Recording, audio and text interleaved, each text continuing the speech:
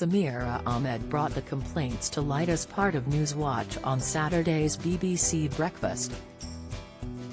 Samira confirmed a number of viewers had lodged complaints about the ongoing coverage of Harry and Meghan on the BBC, but it was an interview with Nicholas Whittle which particularly led to swathes of disgruntled viewers blasting the broadcaster. During Newswatch, Samira told BBC viewers, more episodes of the Netflix programme Harry and Meghan were released during the week. We received another flurry of emails asking why the BBC had included mention of it in its programmes. We reported the reasons for that coverage last week. Many of the emails, like last week, were critical of the Duke and Duchess of Sussex, but this week, some were supportive, with viewers unhappy with how BBC News had reported the story, particularly on BBC's News at 6. A clip of Nicholas' comments then played out, in which he delivered a rather brutal critique of the Duke and Duchess of Sussex's claims from the documentary. Speaking of Harry, Nicholas said on December 8, "Now, his main complaint, and it is a familiar one, is of press intrusion and this suggestion that this amounts to a conspiracy between the palace and the press. That, I think, is where credibility is really stretched beyond what is reasonable.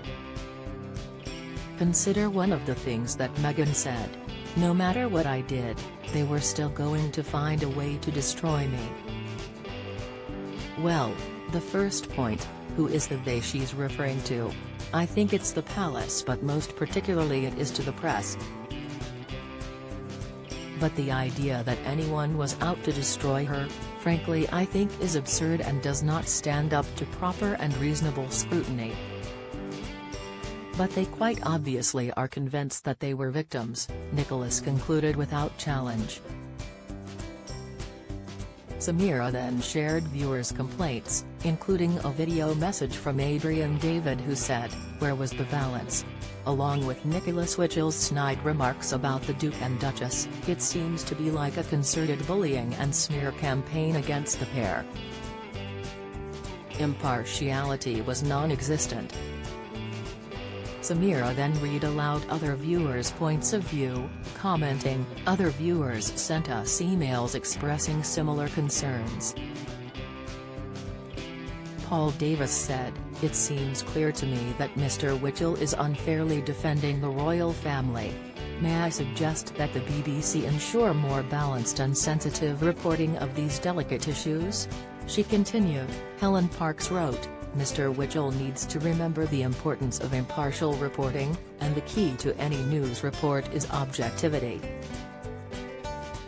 Sharon Frater emailed, "Well done to Harry and Meghan for lifting the lid on the monarchy and unconscious bias and racism. The immediate royals need to watch, digest and address their feelings."